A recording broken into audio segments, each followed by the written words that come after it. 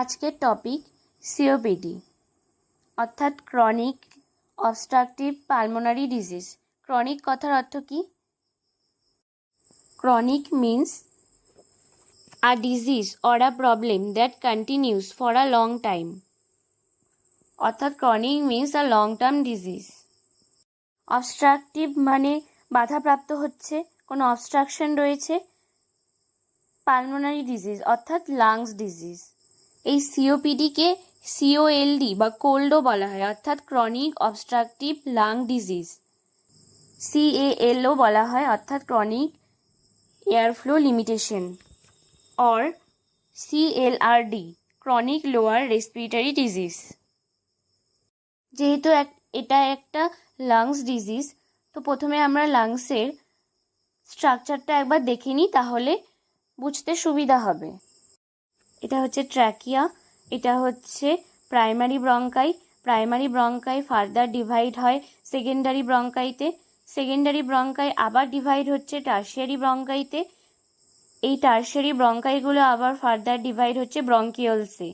Bronchioles প্রত্যেকটা লাংসের প্রত্যেকটা সেগমেন্টে পৌঁছে যায়। এবার ব্রঙ্কিওলসের শেষে থাকে এয়ার স্যাক্স বা অ্যালভিওলাই। অ্যালভিওলাই কি করে? গ্যাস এক্সচেঞ্জ করে, অর্থাৎ অক্সিজেন আমাদের বডিতে পাঠায় আর carbon die oxide through Airways বাইরে বের করে দেয়। ইন্সপিরেশনের সময় আমাদের লাংস এক্সপেন্ডেড হয়, অর্থাৎ প্রসারিত হয়। আবার এক্সপিরেশনের সময় আমাদের লাংস সংকুচিত হয়, যেরকম ঠিক একটা বেলুনের মতো। যখন এয়ার বেলুনের মধ্যে দেওয়া হয় তখন বেলুন ফুলে ওঠে, আবার এয়ারটা বের হওয়ার সাথে সাথে বেলুনটা সংকুচিত। লাংসও এভাবেই কাজ করে। এবার দেখি COPD definition. COPD is an umbrella term used to describe chronic lung disease in which airflow is obstructed by emphysema, chronic bronchitis, irreversible asthma and severe bronchiectasis. COPD not a single disease.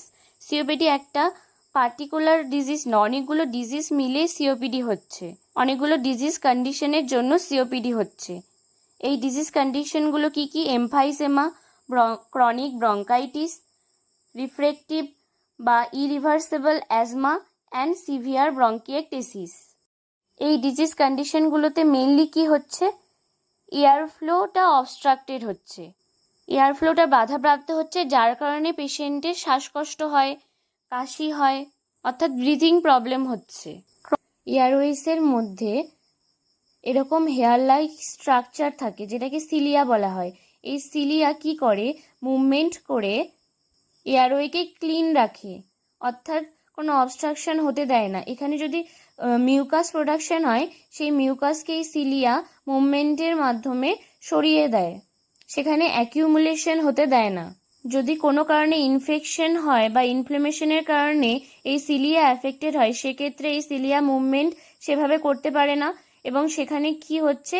Mucus accumulation হয়ে যায়, যার কারণে airway narrow হয়ে যায় এবং airway airflow obstruction হয়। Chronic bronchitis কি? Bronchitis মানে ইনফ্লেমেশন অব দ্য ব্রঙ্কাস বা ব্রঙ্কাই, আর ক্রনিক মানে তো লং টার্ম। কোনো ইনফেকশনের কারণে যদি সিলিয়া এফেক্টেড হয় আর মিউকাস বেশি করে সিক্রেট হয়, সেক্ষেত্রে সিলিয়া মিউকাসকে সরিয়ে দিতে পারে না, সেই কারণে এক্সেসিভ অ্যাকিউমুলেশন হয়ে যায় মিউকাসের, অর্থাৎ মিউকাস সেখানেই স্টিক হয়ে থাকে, সেখানেই এয়ারওয়ের মধ্যেই অ্যাকিউমুলেশন হওয়া শুরু হয়, যার কারণে কি হচ্ছে? এয়ারওয়ে ন্যারো হয়ে যাচ্ছে, এয়ারওয়ে ন্যারো হয়ে গিয়ে এয়ারফ্লো অবস্ট্রাকশন হচ্ছে। এরপর emphysema, impaired gas exchange result from destruction of the walls of over distended alveoli, অর্থাৎ ব্রঙ্কিয়ালসের মধ্যে বা এয়ারওয়ের মধ্যে যদি কোনো অবস্ট্রাকশন থাকে, তাহলে অ্যালভিওলাই থেকে গ্যাস এক্সচেঞ্জ হওয়ার পর কার্বন ডাই অক্সাইড বেরোতে পারবে না, সেই অবস্ট্রাকশনের জন্য এয়ারওয়ের মধ্য দিয়ে বেরোতে পারবে না, অ্যালভিওলাইয়ের মধ্যেই ট্র্যাপড হয়ে থাকবে। এবার দীর্ঘদিন ধরে যদি অ্যালভিওলাইয়ের মধ্যে এয়ার ট্র্যাপড হতে হতে অ্যালভিওলাই ডিস্টেন্ডেড হয়ে যাবে, অর্থাৎ প্রসারিত হবে। এবার দীর্ঘক্ষণ ধরে যদি এভাবে প্রসারিত হয়ে থাকে, এয়ার বেরোতে না পারে, তাহলে অ্যালভিওলাইয়ের যে ওয়ালস রয়েছে সেটা ডিস্ট্রাকশন হয়ে যাবে। অ্যালভিওলাইয়ের যে ইলাস্টিসিটি রয়েছে, অর্থাৎ সংকুচিত হওয়ার, প্রসারিত হওয়ার ক্ষমতা, সেটা নষ্ট হয়ে যাবে, যার কারণে আলটিমেটলি কি হবে, গ্যাস এক্সচেঞ্জ ইম্পেয়ার্ড হবে, অর্থাৎ অ্যালভিওলাই গ্যাস এক্সচেঞ্জ ঠিকভাবে করতে পারবে না। ইরিভার্সিবল অ্যাজমা, অর্থাৎ যে অ্যাজমা মেডিকেশন দিয়েও ঠিক হয় না, যেটাকে আর রিভার্স করা যাচ্ছে না। কোনো ইনফেকশনের কারণে যখন এয়ারওয়েজ ইনফ্লেমড হয়ে যায়, দীর্ঘদিন ধরে ইনফ্লেমড অবস্থায় থাকার কারণে হাইপার অ্যাক্টিভিটি দেখা যায়, এয়ারওয়ে কনস্ট্রিক্টেড হয়ে যায়, অর্থাৎ সংকুচিত হয়ে যায়, তখন এয়ারফ্লো অবস্ট্রাক্ট হচ্ছে। অনেক সময় দেখা যায় কোনো ডাস্ট বা অ্যালার্জেনের কারণেও অ্যাজমা হয়। কোনো ডাস্ট বা অ্যালার্জেন যদি ইনহেলেশনের মাধ্যমে এয়ারওয়েতে গিয়ে ইরিটেশন তৈরি করে, ইনফ্লেমেশন তৈরি করে, সেক্ষেত্রেও এয়ারওয়ে কনস্ট্রিক্টেড হয়ে এয়ারফ্লোতে অবস্ট্রাকশন দেখা যায়। এরপর হচ্ছে ব্রঙ্কিয়েকটিসিস, যখন ইনফ্লেমেশনের কারণে বেশি বেশি মিউকাস সিক্রেট হয়। এবার সিলিয়াও ঠিকভাবে কাজ করতে পারছে না ইনফ্লেমেশনের কারণে, মিউকাস সেখানেই অ্যাকুমুলেশন হওয়া শুরু হয়ে যাবে, কারণ সিলিয়া তো মিউকাসকে সেখান থেকে সরাতে পারছে না, তাহলে মিউকাস সেখানেই স্টিক্স হয়ে রয়েছে। এবার মিউকাস থাকায় মিউকাস কি করছে, ইনফেকশনকে ইনভাইট করছে, বিভিন্ন ধরনের ব্যাকটেরিয়া অ্যাটাক করবে, যার কারণে ফ্রিকুয়েন্ট রেসপিরেটরি ইনফেকশন দেখা যাবে।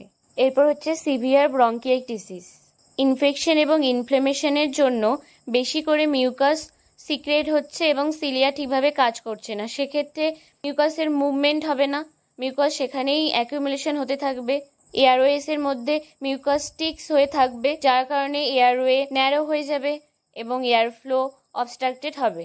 যে মেন 4টি কারণে সিওপিডির ক্ষেত্রে এয়ারফ্লো ঠিকমতো হতে পারে না, সেই কারণগুলি হলো: the walls of the Airways become thick and inflamed, কোনো ইনফেকশন বা ইরিটেশনের কারণে এয়ারওয়ে ইনফ্লেমড হয়ে যায় এবং থিক হয়ে যায়, যার কারণে এয়ারফ্লো ঠিকভাবে হতে পারে না। The walls between many of the air sacs are destroyed, air sacs destroy হয়ে যায়, যার কারণে ঠিকভাবে গ্যাস এক্সচেঞ্জ হচ্ছে না। এবার যেহেতু এয়ারওয়েজ বা এয়ার স্যাক্সের ওয়াল ডিস্ট্রয়েড হয়ে যাচ্ছে, সেহেতু তাদের এলাস্টিসিটিও নষ্ট হয়ে যাবে, অর্থাৎ তাদের সংকুচিত হওয়ার আর প্রসারিত হওয়ার ক্ষমতাটাও নষ্ট হয়ে যাবে। The airways and air sacs lose their elastic quality, যখনই এরম এয়ারওয়েতে ইনফ্লেমেশন বা ইনফেকশন হচ্ছে, মিউকাস বেশি করে সিক্রেশন হচ্ছে, এদিকে আবার সিলিয়া ঠিকভাবে কাজ করতে পারবে না, ইনফ্লেমেশন বা ইনফেকশনের কারণে মিউকাস সেখানেই অ্যাকুমুলেশন হয়ে অবস্ট্রাকশন তৈরি করবে। The airways make more mucus than usual which tends to clog them. এরপর হচ্ছে রিস্ক ফ্যাক্টরস, কি কি কারণে সিওপিডি হতে পারে। মেন 4টি কারণ তো আমরা আগেই বললাম, যে emphysema, chronic bronchitis, irreversible asthma, severe bronchiectasis. Others যেগুলো রয়েছে সেগুলোর মধ্যে হচ্ছে মেইন সিগারেট স্মোকিং, দীর্ঘদিন ধরে সিগারেট স্মোক করতে করতে এয়ারওয়ের মধ্যে ইরিটেশন তৈরি হয় এবং এয়ারওয়ে ইনফ্লেমড হয়ে যায়, যার কারণে এয়ারফ্লো অবস্ট্রাক্ট হচ্ছে। এরপর হচ্ছে প্যাসিভ স্মোকিং। প্যাসিভ স্মোকিং কি, হয়তো আমরা নিজেরা স্মোক করছি না, কিন্তু পাশে বসে কেউ একজন স্মোক করছে, সেই স্মোক ইনহেলেশনের থ্রুতে আমাদের এয়ারওয়েতে এসে ইরিটেশন তৈরি করবে। দীর্ঘদিন এভাবে চলতে থাকলে ইনফ্লেমেশনও তৈরি হবে এবং এয়ারফ্লো অবস্ট্রাক্টেড হবে, যার কারণে ইন ফিউচার সিওপিডি হতে পারে। ফ্যামিলি হিস্ট্রি, যদি ফ্যামিলিতে এর আগে কারো থাকে সিওপিডি, তাহলে হওয়ার চান্স থাকে। এরপর ডেফিসিয়েন্সি অফ আলফা-1 অ্যান্টিট্রিপসিন এনজাইম। এই আলফা-1 অ্যান্টিট্রিপসিন এনজাইম কি, এটা হচ্ছে এক ধরনের প্রোটিন যেটা লিভার থেকে প্রডিউস হয়। এটা কি করে, it protects lungs from infection, inflammation and irritation. এটা আমাদের লাংসকে ইনফেকশন, ইনফ্লেমেশন, ইরিটেশনের হাত থেকে রক্ষা করে। এছাড়াও এটা লাংসের যে ইলাস্টিসিটি রয়েছে সেটা বজায় রাখতেও হেল্প করে। Next, air pollution. এয়ার পলিউশনের কারণেও সিওপিডি হতে পারে। দীর্ঘদিন ধরে পলিউটেড এয়ারওয়েতে ইরিটেশন বা ইনফেকশন বা ইনফ্লেমেশন তৈরি করতে পারে, যার কারণে এয়ারফ্লো অবস্ট্রাক্ট হতে পারে। এছাড়াও রয়েছে অকুপেশনাল এক্সপোজার, দীর্ঘদিন ধরে এরম একটা অকুপেশনে কাজ করা যেখানে এক্সেসিভ ডাস্ট বা কেমিক্যালসের এক্সপোজারে আসতে হয়, সেক্ষেত্রেও সিওপিডি হতে পারে। এরপর প্যাথোফিজিওলজি অফ সিওপিডি, এটাকে দুটো পার্টে ডিভাইড করা হয়েছে। Due to risk factor, COPD যে রিস্ক ফ্যাক্টরগুলো রয়েছে সেগুলোর কারণে কি হচ্ছে, continual bronchial irritation and inflammation. দীর্ঘদিন ধরে যদি এভাবেই এই রিস্ক ফ্যাক্টরগুলোর কারণে ব্রঙ্কাস বা এয়ারওয়ের মধ্যে ইরিটেশন বা ইনফ্লেমেশন হতে থাকে, তাহলে কি কি হবে? মিউকাস হাইপার সিক্রেশন, বেশি করে মিউকাস সিক্রেশন হবে। সিলিয়ারি ডিসফাংশন, ইনফেকশন বা ইনফ্লেমেশনের কারণে সিলিয়ারি ঠিকভাবে কাজ করবে না। সিলিয়া ঠিকভাবে কাজ না করলে মিউকাস সেখানেই অ্যাকুমুলেশন হতে থাকবে, যার কারণে কি হবে, ন্যারোয়িং অফ স্মল এয়ারওয়েজ, যে এয়ারওয়ে রয়েছে সেটা ন্যারো হয়ে যাবে। আবার এদিকে ইনফ্লেমেশনের কারণে ইনফ্লেমেটরি মেডিয়েটাস ইনক্রিজ হয়ে যাবে, যেরকম সাইটোকাইনেস। দীর্ঘদিন ধরে এভাবে ইনফ্লেমেশন হলে ব্রঙ্কিয়াল ওয়াল হার্ড হয়ে যাবে এবং থিক হয়ে যাবে। এই ব্রঙ্কিয়াল ওয়ালের হার্ডেনিং অ্যান্ড থিকেনিংয়ের কারণেও এয়ারওয়ে ন্যারো হয়ে যাবে, যার কারণে কি হচ্ছে, এয়ারওয়ে অবস্ট্রাকশন হচ্ছে, এয়ারফ্লো ঠিকভাবে হতে পারছে না। আর এদিকে রয়েছে আলফা 1 অ্যান্টিট্রিপসিন ডেফিসিয়েন্সি। এই আলফা 1 অ্যান্টিট্রিপসিন প্রোটিন কি করে, আমাদের লাংসকে প্রোটেক্ট করে ইনফেকশন, ইনফ্লেমেশন, ইরিটেশন থেকে, আর লাংসের ইলাস্টিসিটি বজায় রাখে। যেহেতু এই প্রোটিনের ডেফিসিয়েন্সি হচ্ছে, সেক্ষেত্রে কি হবে, breakdown of elasticity in connective tissue of lungs. লাংসের যে কানেকটিভ টিস্যু রয়েছে তার ইলাস্টিসিটি নষ্ট হয়ে যাবে, যার কারণে কি হচ্ছে, destruction of alveolar walls and capillaries. Alveoli wall destruction হয়ে যাচ্ছে। এই অ্যালভিওলার ওয়ালস অ্যান্ড ক্যাপিলারি ডিস্ট্রাকশনের জন্য কি হচ্ছে, এনলার্জ এয়ার স্পেসেস, অর্থাৎ অ্যালভিওলাই এনলার্জ হয়ে যাচ্ছে, ফুলে যাচ্ছে। এয়ার ট্র্যাপড ইন অ্যালভিওলাই, অবস্ট্রাকশনের কারণে এয়ার অ্যালভিওলাইয়ের মধ্যেই থেকে যাচ্ছে। ইম্পেয়ার্ড গ্যাস এক্সচেঞ্জ, যার কারণে অ্যালভিওলাই আর গ্যাস এক্সচেঞ্জ করতে পারছে না এবং পেশেন্টের ব্রিথিং প্রবলেম হচ্ছে। এরপর হচ্ছে ক্লিনিক্যাল ম্যানিফেস্টেশন। ক্লিনিক্যাল ম্যানিফেস্টেশনের মধ্যে কি রয়েছে, ক্রনিক কাফিং। ক্রনিক অর্থাৎ লং টার্ম, দীর্ঘদিন ধরে কাফিং হবে। Productive with sputum, calf with sputum হবে। শর্টনেস অফ ব্রিথ বা ডিসপনিয়া হবে, অর্থাৎ শ্বাসকষ্ট হবে।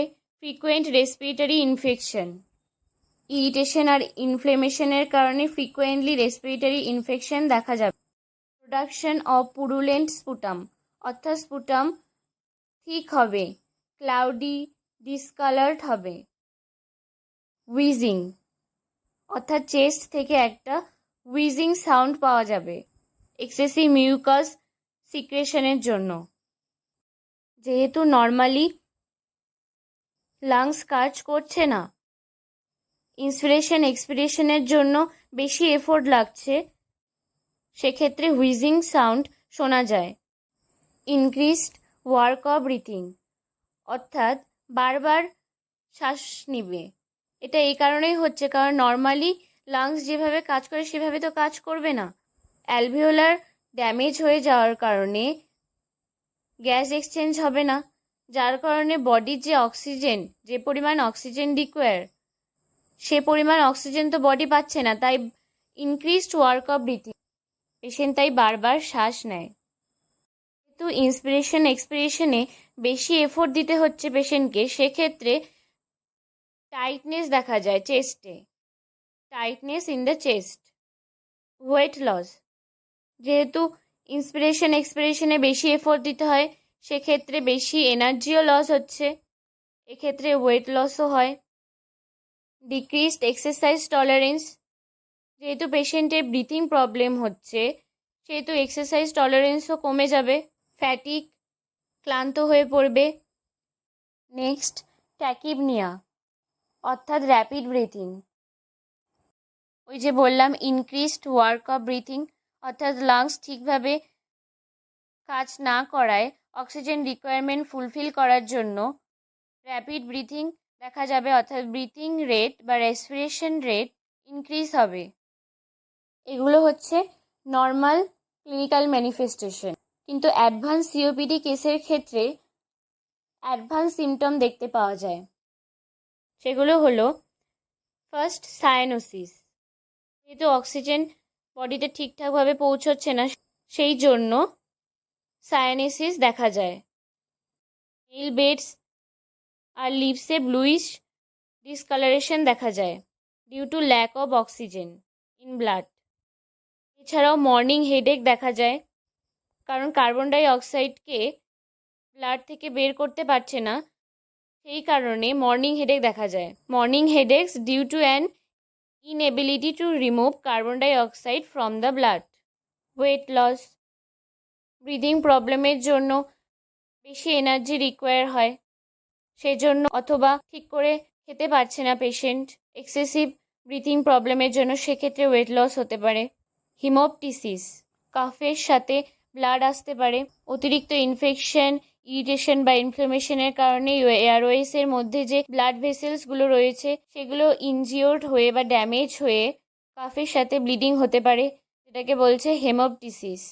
সোলেন ফিটস অ্যান্ড অ্যাঙ্কেলস, যেহেতু লাংস ঠিকভাবে কাজ করতে পারছে না, হার্টের মধ্যে অনেক প্রেশার পড়ছে, হার্টকে অনেক বেশি ব্লাড পাম্প করতে হচ্ছে, সে কারণেও ফিট বা অ্যাঙ্কেলসে এডেমা দেখা যায়।